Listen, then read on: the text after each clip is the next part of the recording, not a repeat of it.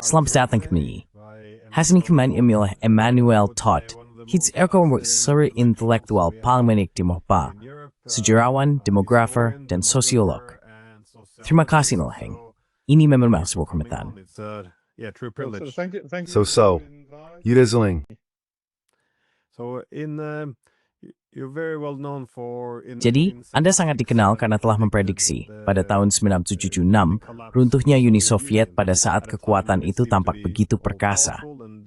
Lalu, dalam buku Anda tahun 2001, Anda memprediksi keruntuhan tatanan internasional yang dipimpin oleh AS, lagi-lagi ketika AS tampak berada di puncak kekuasaannya. Dan buku terbaru Anda berjudul Kekalahan Barat. Jadi, ketika Anda membuat prediksi, orang-orang kini memperhatikannya. Dan itu memang beralasan. Namun, pertama, saya ingin tanya, hari ini salah satu hal yang paling menarik tentang fighting menabrak yang Anda perhatikan. Itu hasil inisiator Yudu Fikiskan dan curi toward tatan besar.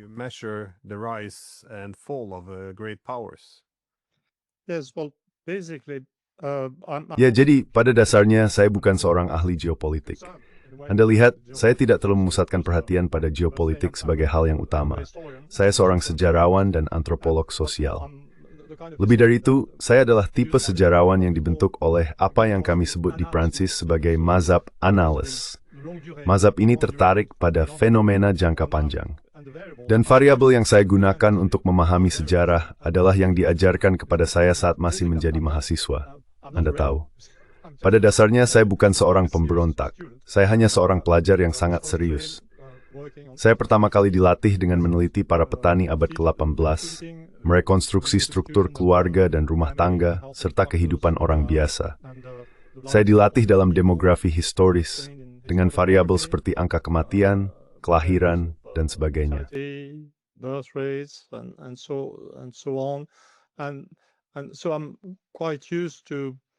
Jadi, saya cukup terbiasa melihat hal-hal yang mendalam dan mendasar dalam struktur masyarakat. Bagi saya, sudah menjadi hal yang alami untuk berfokus pada tren jangka panjang. Contoh klasik, contoh pertama bagi saya adalah cara saya memprediksi runtuhnya Uni Soviet. Pada saat itu, semua orang sibuk dengan kremlinologi atau bekerja dengan data ekonomi yang sangat dangkal atau dipalsukan. Lalu, suatu hari, saya menemukan data angka kematian bayi di Uni Soviet, khususnya di Rusia, Ukraina, dan bagian lain dari Uni tersebut. Dan saya perhatikan bahwa angka kematian bayi mulai meningkat lagi antara tahun 1970 dan 1974. Setelah tanggal itu, pihak Rusia berhenti mempublikasikan datanya. Saat itu juga saya langsung punya firasat, Anda tahu. Saya berkata, nah ini sangat penting, ini berarti sistemnya sedang sakit. Ini bukan sekadar prediksi.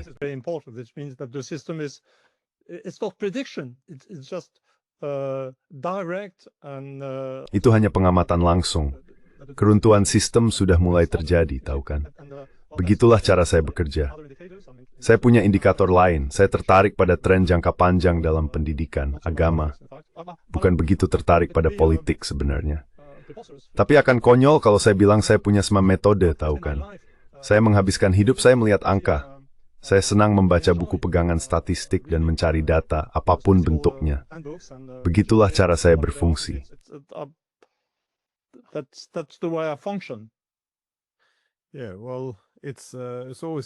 Ya, selalu menarik ketika seseorang mengambil pendekatan yang berbeda. Kamu tahu, ketika semua orang berpikir dengan cara yang sama, sebenarnya tidak ada yang benar-benar berpikir, seperti kata pepatah. Tapi dalam bukumu, prediksi berikutnya bisa dibilang adalah kekalahan Barat. Aku rasa pertanyaanku ada dua. Apa arti kekalahan dalam kerangka pemikiranmu? Dan juga, mengapa? Mengapa Barat sedang dikalahkan?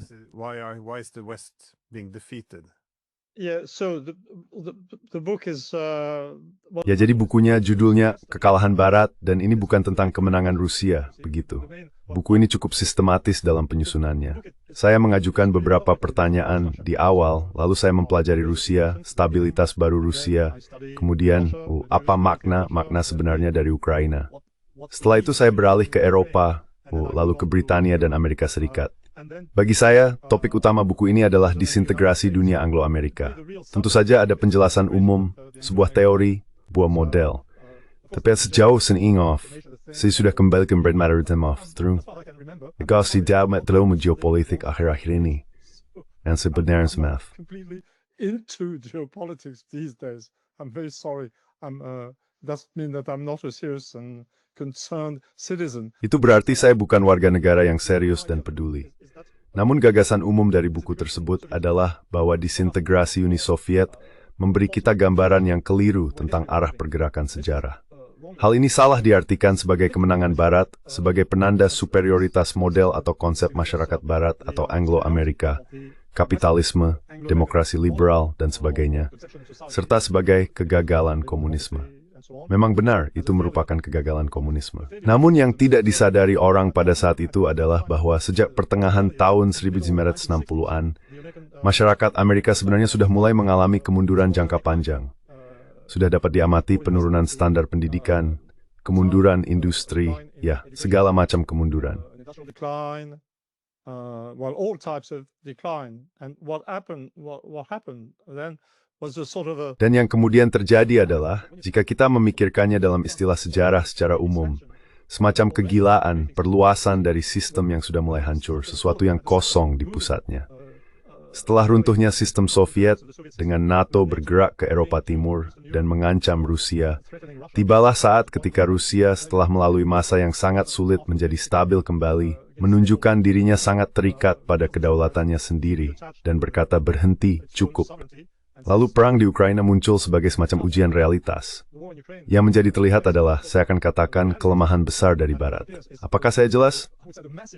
Ya. Am I clear? Do you? Yes. It's what's important to me is to go beyond. Dan yang penting bagi saya adalah melampaui hal itu. Tentu saja saya mengikuti apa yang terjadi dalam perang itu sendiri. Maksud saya, apa yang terjadi di Ukraina sangat tragis. Dan saya tahu sekarang bahwa kita sangat dekat dengan keruntuhan total tentara dan rezim Ukraina. Tetapi bagi saya yang penting sekali lagi adalah jangka panjang. Saya masih ingat dengan baik saat saya menulis buku itu, pada musim panas tahun 2023, tepat di tengah apa yang disebut serangan balasan Ukraina. Semua orang di Barat membanggakan keberhasilan besar Ukraina dan keruntuhan tak terelakkan rezim Putin dan sebagainya. Saya hanya ingat saya berada di rumah saya di Britania, sangat tenang dan bertekad, dan tanpa keraguan sedikit pun saya menulis, kekalahan Barat sudah pasti. Dan mengapa saya bisa begitu yakin? Karena saya tidak berurusan dengan program TV dan data yang dangkal. TV programs and superficial data. I had my analysis. Saya telah lakukan analisis tentang keruntuhan ekonomi industri di AS, penurunan tingkat pendidikan, pelarian dari pekerjaan manual yang menyebabkan kekurangan insinyur.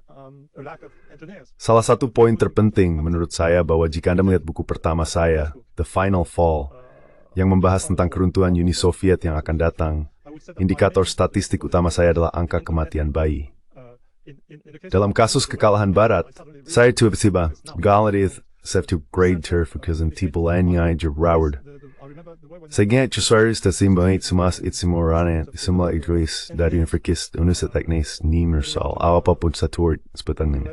Russian universities or technical centers or whatever they're called, and when I just was able to. Saya bisa menghitung Rusia dan Ontario dengan populasi 2,5 kali lebih kecil dari AS, menghasilkan lebih banyak insinyur. Dan ketika Anda mengatakan insinyur, Anda harus memikirkan insinyur plus teknisi, pekerja terampil, semua yang berkaitan dengan produksi barang material. Itulah elemen intinya. Saya hanya tahu bahwa AS tidak memiliki kemampuan untuk melanjutkan perang, karena mereka memiliki orang-orangnya.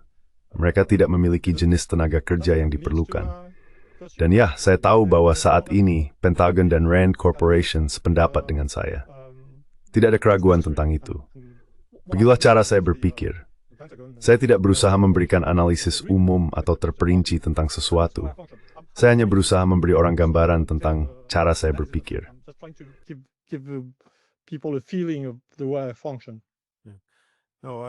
Aku ingat serangan balasan pada tahun 2023. Liputan media, seluruh wacananya. Rasanya seperti berada di realitas yang berbeda. Aku tidak bisa memahami bagaimana mereka bisa menafsirkannya seperti itu. Tapi cara kamu berbicara, But the way you speak, The world reality Duyusi portfolio Hasyem Yebe per to their balls this telni. moving It's Kurmata Blut and a daughter gang at moinet you. these days. you seem to have something in common as well, though, with Thomas Piketty. Kau tampaknya juga memiliki kesamaan dengan Thomas Piketty, karena ia juga berpendapat bahwa ketika Perang Dingin berakhir dan Uni Soviet runtuh, model Anglo-Amerika sebenarnya sudah kehabisan tenaga. Namun karena hal itu dianggap sebagai sebuah kemenangan, muncullah kesombongan. Dalam kemenangan, orang berasumsi bahwa dirinya memiliki semua jawaban. Alih-alih berupaya memulihkan ekonomi dan membangun kembali masyarakat yang telah terkuras oleh ekonomi neoliberal, kita justru menekan pedal gas dan melaju lebih cepat. Dan hal ini, seperti yang kau katakan, hanya memperburuk banyak kelemahan struktural tersebut. Tapi kemudian, lihatlah pada keluarga. Yes, I very much agree with this.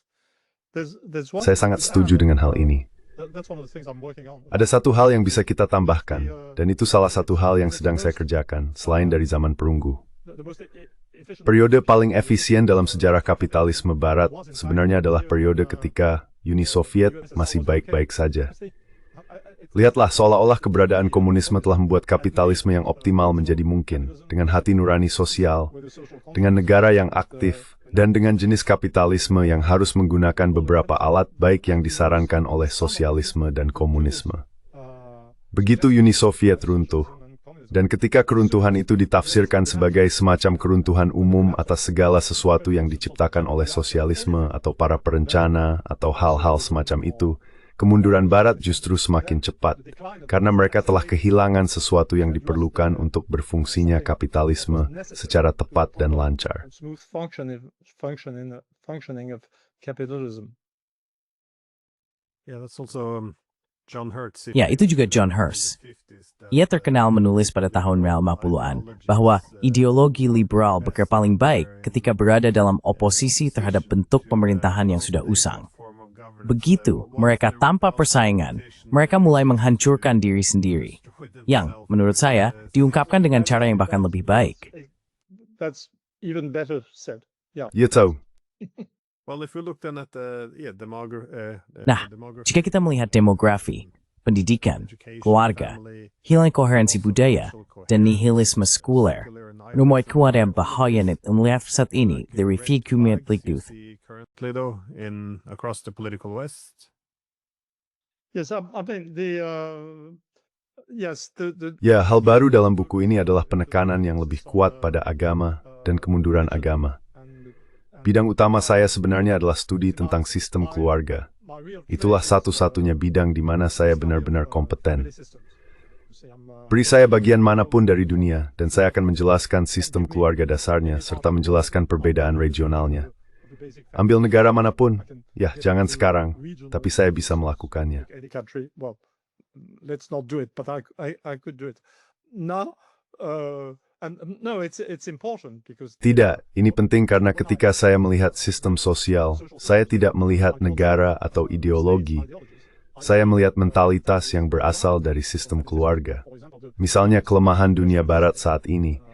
Inti dari apa yang kita sebut dunia Anglo-Amerika dan Prancis atau Prancis Utara adalah bahwa struktur antropologis dasarnya adalah keluarga inti. Sejak abad pertengahan, ketika Anda melihat rumah tangga, yang terlihat hanyalah ayah, ibu, dan anak-anak, tidak ada yang lain. Itu tidak suka Neuver is a risk keluar dari merklushal. Hal ini memungkinkan kau menjelaskan fleksibilitas besar di Barat. Sedangkan di Jerman, sudah disebut keluarga. In Germany, you had what's called a stem family. That's eldest son inheritance. Itu adalah sistem warisan anak sulung dan sistem keluarga vertikal dengan tingkat otoritas dan ketimpangan yang tinggi. Dalam kasus Rusia, di antara para petani Rusia dapat ditemukan apa yang saya sebut keluarga komunitas atau keluarga komunal. Ayah dan anak-anak lelakinya, para istri dipertukarkan seperti barang antara keluarga pada saat pernikahan. Namun ketika keluarga komunitas itu terurai, nilai-nilainya seolah diturunkan kepada komunisme. Otoritas, kesetaraan, dan sebagainya.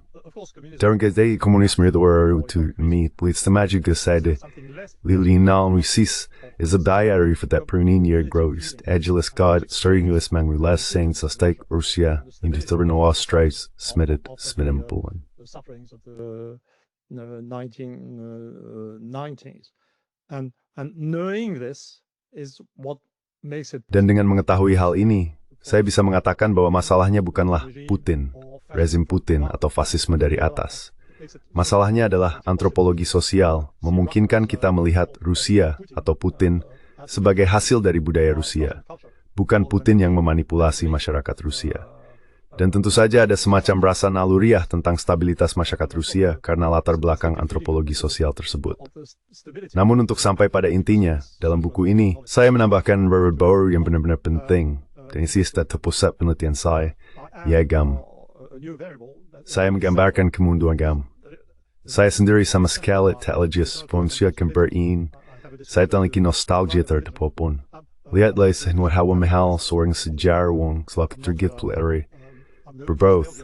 Anything, you see, I'm just a historian trying to understand things, and so I have this description of the secularization. Jadi, saya memiliki deskripsi tentang sekularisasi dengan 3 tahap. Anda mulai dengan agama yang aktif, di mana orang-orang percaya kepada Tuhan dan mengikuti semua perilaku yang terkait dengannya. Lalu ada apa yang saya sebut agama zombie. Ketika agama menghilang dalam arti bahwa orang berhenti percaya kepada Tuhan, tetapi tetap mempertahankan nilai-nilai kebiasaan yang dihasilkan atau terkait dengan agama yang aktif. Ini adalah momen dengan dinamika besar dalam sejarah masyarakat. Orang-orang terbebas dari batasan tradisi, tetapi masih memiliki kemungkinan untuk bertindak secara kolektif. Mereka memiliki moral, mereka mempertahankan etos kerja yang diwarisi dari masa lalu. Dan agama digantikan oleh, baiklah, katakanlah, ambil contoh Prancis. Pada tahun 1889, revolusi Prancis dimulai beberapa dekade setelah runtuhnya praktik keagamaan di lembah Paris. And then you've got a sort of tremendous release of energy, but Catholicism is replaced by.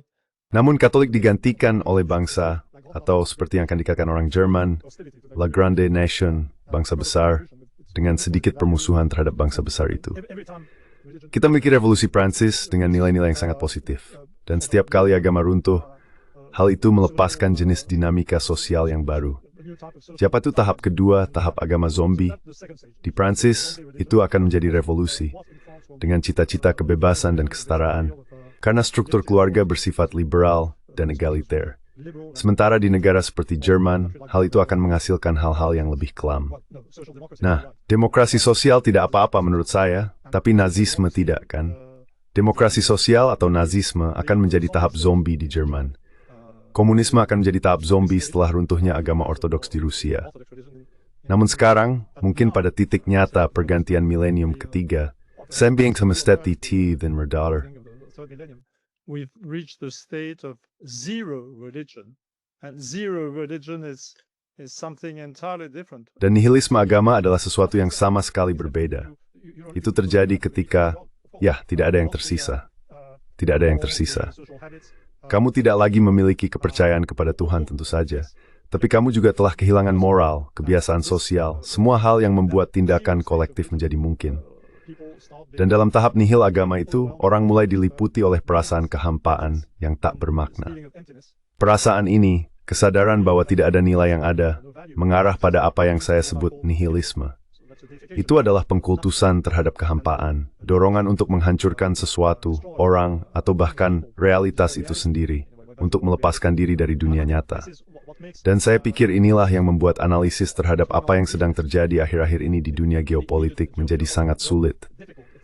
Di satu sisi, saya tidak melupa faktor-faktor rasional tadi, yang bersyuaran tentang kekuasaan, perlindungan kendali, kekuatan ekonomi, pepetan. The economic forces, incomes. You see, I'm not. I told you I'm not a religious. Kau tahu, aku sudah bilang padamu, aku bukan orang yang religius. Kontakku dengan realitas sepenuhnya utuh, dalam arti tertentu. Dan kau bisa membangun sebuah model tentang apa yang sedang terjadi dengan menggunakan gagasan tentang disintegrasi kekuatan ekonomi AS. Aku berbicara tentang kurangnya insinyur, basis industri militer, dan sebagainya. semua ini rasional. Dan dengan semua itu, kau bisa menjelaskan banyak hal yang terjadi dalam konflik dengan Rusia. De slutet av der breaks de winning Khmer's lie to his flytter were vest and Sianinamens fettine. Let us sekunder to Brethel. Ukraine is completely secondary in my view, but Tapi jika kamu menganggap bahwa nafsu akan kekuasaan itu rasional, meskipun aku tidak berpikir begitu, tampaknya banyak politisi tua menganggap kekuasaan sebagai tujuan yang rasional, ya. Itu permainan mereka. Ya, hal itu memang ada, tidak diragukan lagi. Tapi yang aku rasakan belakangan ini semakin lama semakin kuat adalah bahwa pada hal itu harus ditambahkan dan diperhitungkan unsur baru yang sangat berbahaya dan irasional, yang berkaitan dengan keadaan nol agama, dengan munculnya nihilisme. Dan aku harus mengakui bahwa dalam wawancara terakhirku di Prancis, aku semakin sering berspekulasi tentang penyebaran kejahatan.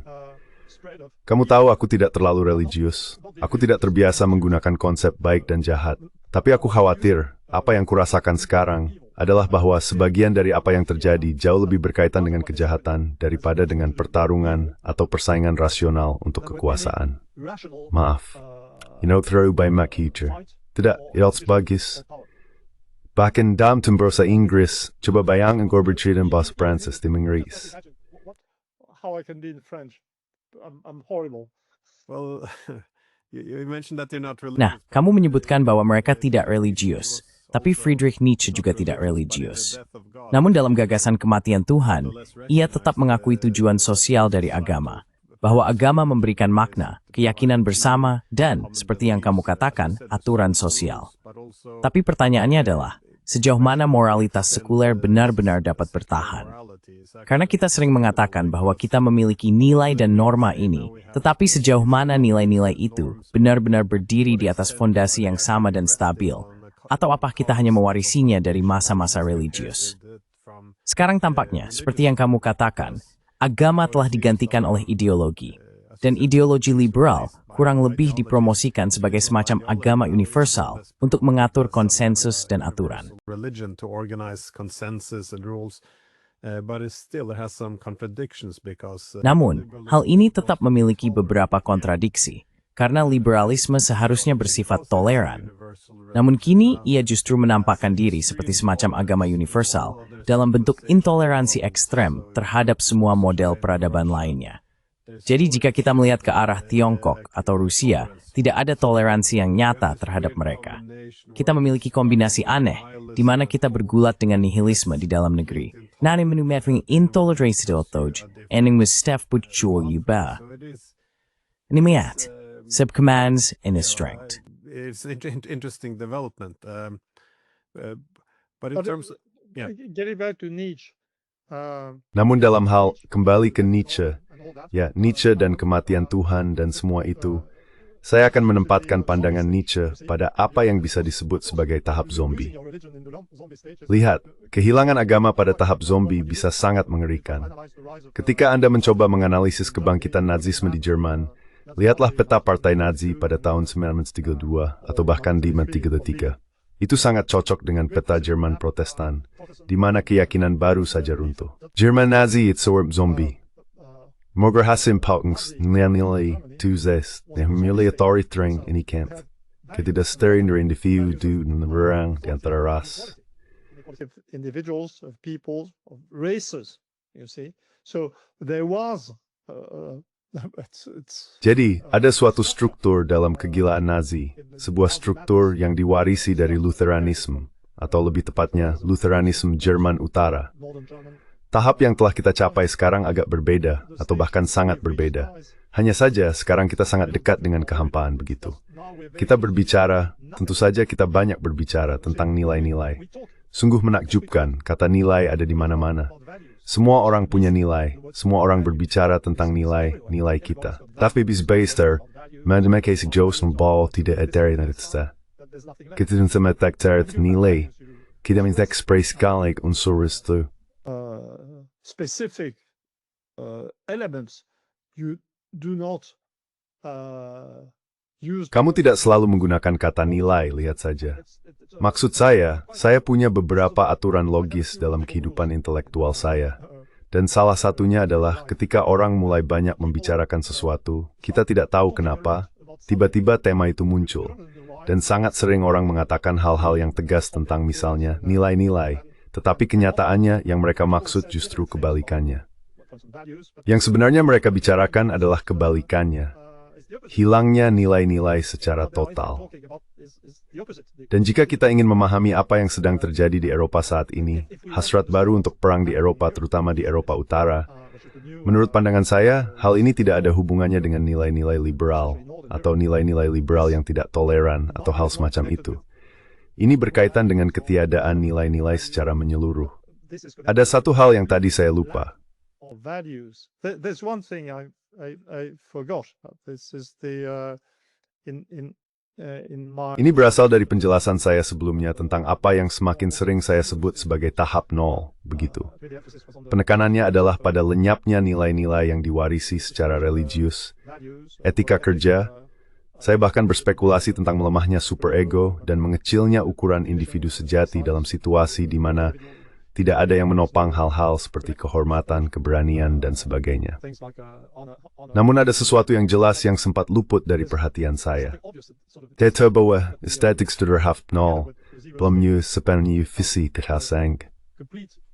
Lahat, yuidnal adat, the old breaching tur norad the word communal visitin race, strömmer and war. is that no vision of the future. So if you look at the Jadi jika Anda melihat, ya saya cukup terkejut dengan cara orang Eropa dan Uni Eropa berubah menjadi semacam organisasi belisistik, atau bisa dibilang semacam organisasi pengobar perang tanpa tentara, atau kemampuan nyata untuk berperang dalam skala yang masuk akal, dan sebagainya. Tapi ada obsesi terhadap perang ini, terhadap melanjutkan perang yang sebenarnya sudah kalah. Dan menurut pandangan saya, atau pandangan saya yang paling baru, hal ini ada kaitannya dengan fakta bahwa Uni Eropa sebagai sebuah proyek sudah benar-benar mati. Dan para elit kita, ya elit mungkin kata yang terlalu kuat untuk orang-orang ini. Para elit yang disebut-sebut itu telah hilangkan keyakinan mereka terhadap Uni Eropa. lost their faith in the European Union. They've lost any vision of the Mereka telah kehilangan visi tentang masa depan. Dan inilah saat ketika perang bisa tampak seperti sebuah solusi, kau tahu. Menurutku, Uni Eropa bagi diriku sangat mirip dengan sesuatu dalam tahap zombie. Nah, hal ini sudah sering diperhatikan dan ditulis berkali-kali. Uni Eropa yang pertama, dengan Prancis, Jerman, dan Italia sebagai pusatnya, sangat berkaitan dengan demokrasi Kristen. Tetapi bukan sembarang demokrasi Kristen. Itu demokrasi kain tu sadasakin religius yudatim menghiling. Jadi aku ingatkan bahwa Uni Eropa adalah sezagatari disem zombie. Enton sedat berbember time it calls gower adalah sistem up nol. now is a zero stage thing. It's a interesting observation. that Itu pengamatan yang menarik. when one is- Ketika seseorang terobsesi untuk terus membicarakan sesuatu, biasanya, jika memang benar-benar memilikinya, ia tidak perlu membicarakannya. Sekarang hal itu terlihat di Amerika Serikat. Dengan bencana ekonomi yang akan datang, para politisi tidak berhenti membicarakan betapa hebatnya Amerika.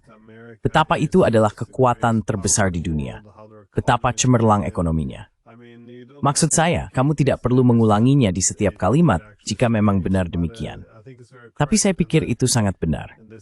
Dan dengan cara yang sama, orang Eropa tidak berhenti membicarakan nilai-nilai mereka.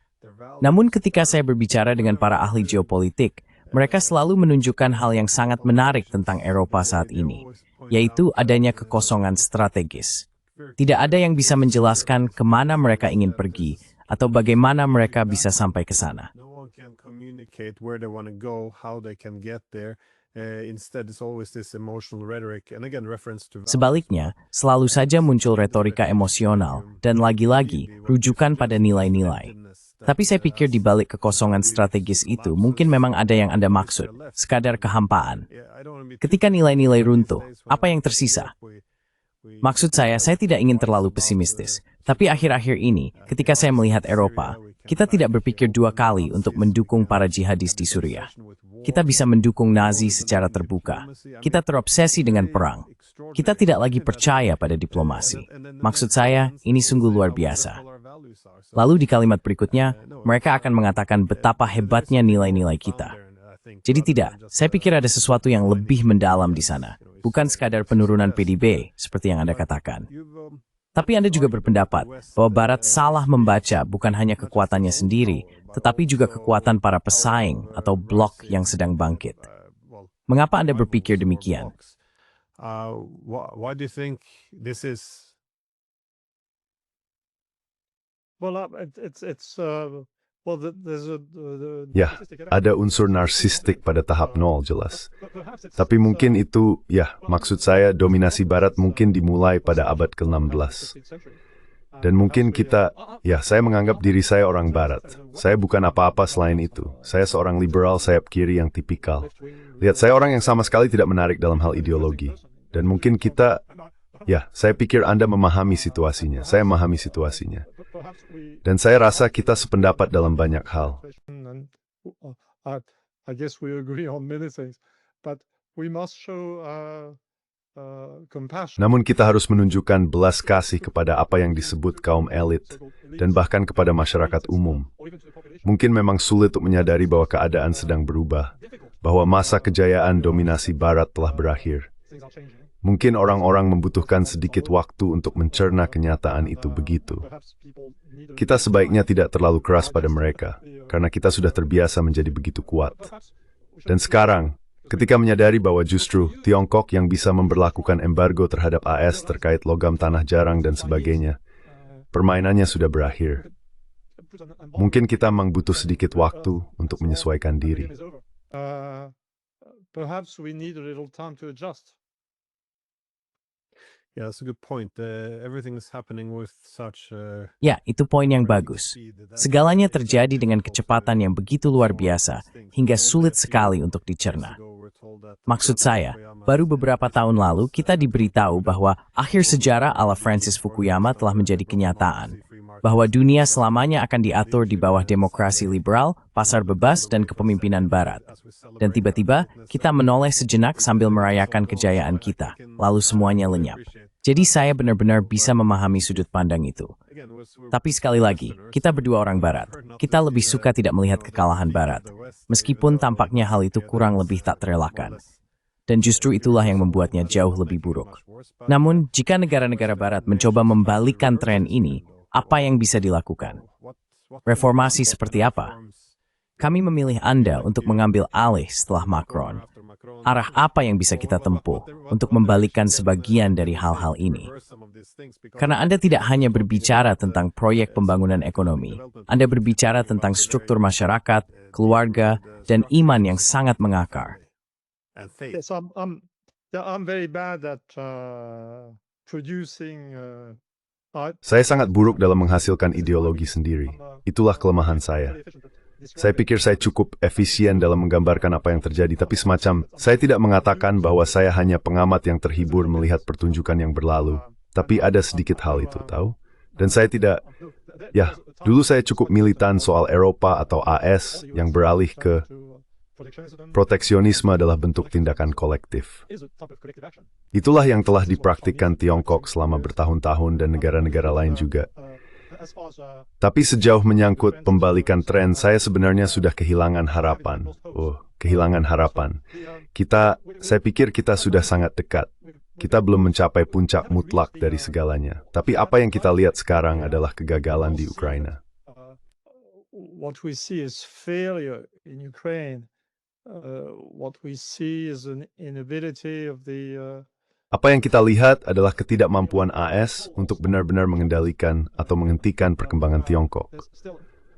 Namun masih ada sesuatu di depan kita yang harus kita antisipasi, dan hal itu akan membawa konsekuensi besar. Itu adalah keruntuhan total Ukraina.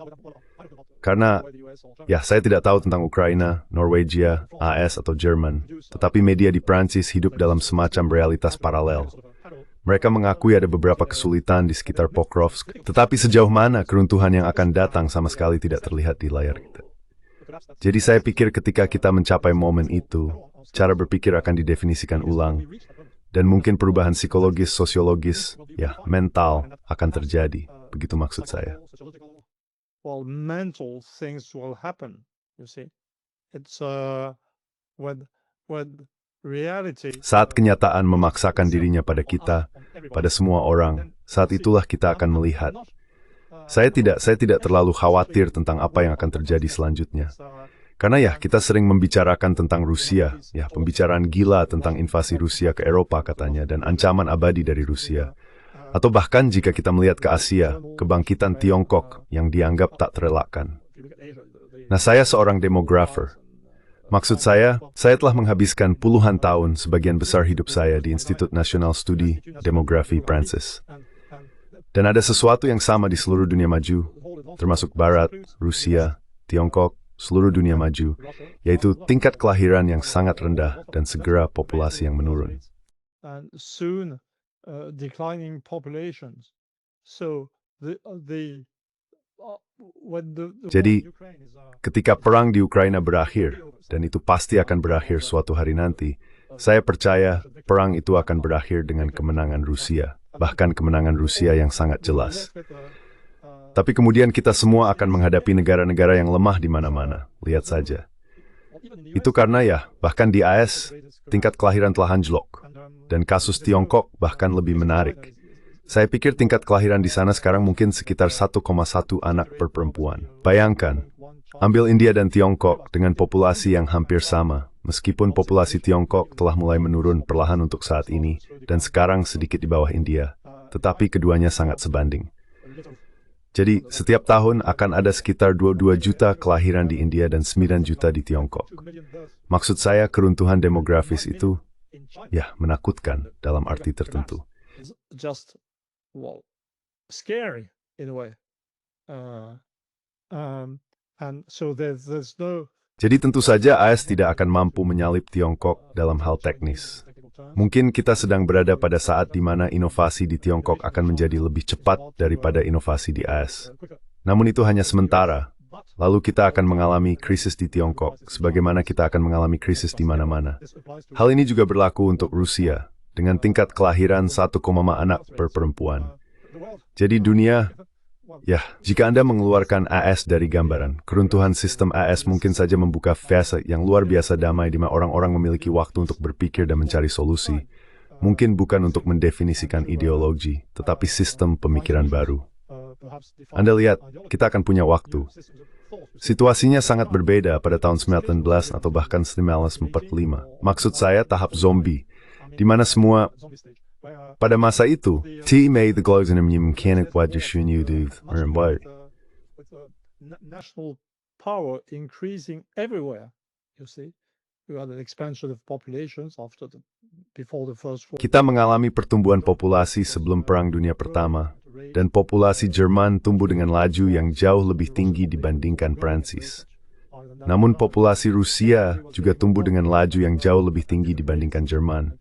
Dan semua negara menjadi semakin kuat, hanya saja dengan kecepatan yang berbeda-beda. Dan semua orang merasa takut. Lalu terjadilah Perang Dunia Pertama. Setelah itu, masyarakat masih memiliki cukup energi untuk terlibat dalam perang yang bahkan lebih berdarah, Perang Dunia Kedua. Masih ada banyak energi untuk berperang. Dan bahkan setelah Perang Dunia Kedua, masih tersisa cukup energi untuk sebuah kebangkitan baru, yang di Prancis kita sebut Trente Glorieux, dengan tingkat pertumbuhan yang sangat positif. Situasinya tidak seperti itu hari ini. Kita memiliki populasi yang menua dan menurun. Saya tidak punya rencana untuk masa depan, tapi saya kira jika AS dan Jerman tidak menjadi benar-benar gila, kita masih punya waktu. We'll have time. Well, it is interesting some of the contradictions that Nah, you said. ini menarik. Beberapa kontradiksi, seperti yang Anda katakan, untuk Tiongkok, kita melihat perkembangan teknologi dan ekonomi yang belum pernah terjadi sebelumnya dalam sejarah. Tapi di sisi lain, populasinya menurun dengan sangat cepat. Jadi bagaimanapun, saya ingin berterima kasih banyak karena sudah datang. Saya tidak bisa berhenti membaca buku-buku Anda. Mereka benar-benar sangat menarik. Saya sangat merekomendasikannya. Dan harap Anda kembali di Jogu, Snentali. Ya, Sometimes this is Yes, thanks for inviting Där vi tas till teorin i Thori. Please forgive me for No being member late of tas the disconnected pizzeri goat and, when I did the structure down and, the bedi. talk. No, I Oh, appreciate it saya very want much, to seeing. so thank you Terima again. kasih sekali lagi. Okay,